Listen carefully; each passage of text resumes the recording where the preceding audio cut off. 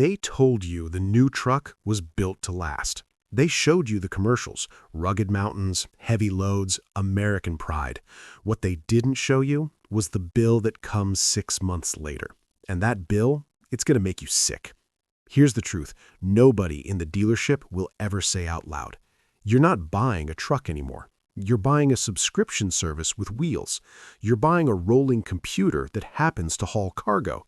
And just like your phone, just like your laptop, the moment something breaks, and it will break, you're completely at the mercy of the people who sold it to you." Let's start with the sticker price. The average new pickup truck in 2026 costs over $58,000. That's not the top trim, that's the average. A decade ago, you could get a fully loaded truck for $35,000. So where did that extra $23,000 go? Into screens, into sensors, into features that require a monthly fee just to keep working. Ford, Ram, Chevy, they've all quietly moved core features behind paywalls. Remote start, over-the-air updates, advanced towing assist. You paid for the hardware. They charge you to turn it on. That's not a feature. That's a hostage situation.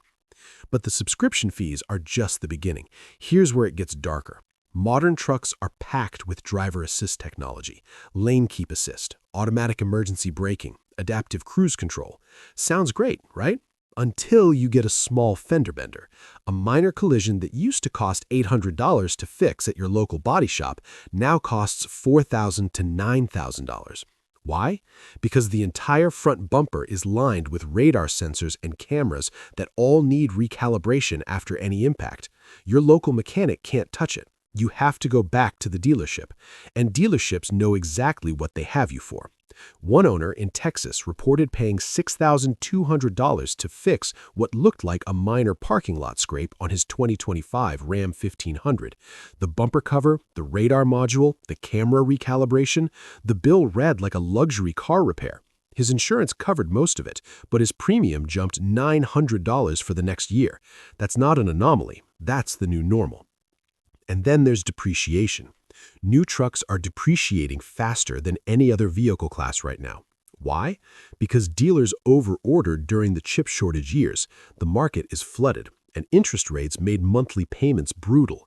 A truck you bought for $62,000 in early 2025 is worth $41,000 today.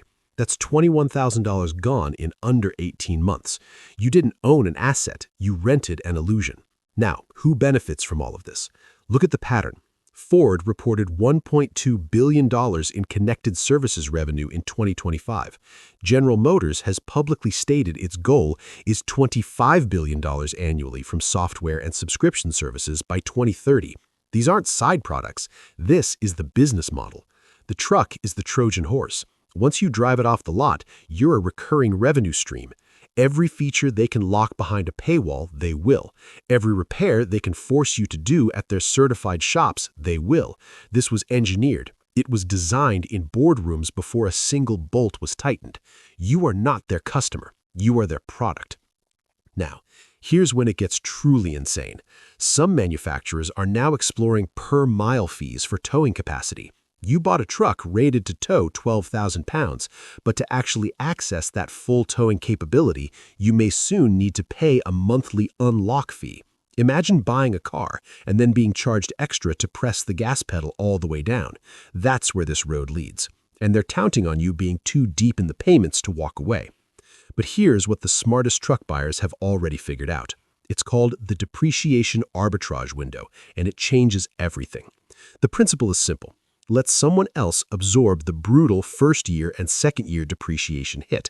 Then step in and buy the truck at its real value, not the inflated fantasy price the dealership needs to hit its quarterly numbers. Here's how you execute it. First, you target trucks that are 24 to 36 months old with under 40,000 miles. This is the sweet spot.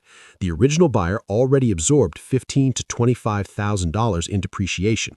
The major subscription lock-ins are already baked in, so you know exactly what you're dealing with. The truck still has significant life left and typically falls within extended warranty territory. Second, you prioritize the previous generation of trucks. the ones before the heavy tech integration.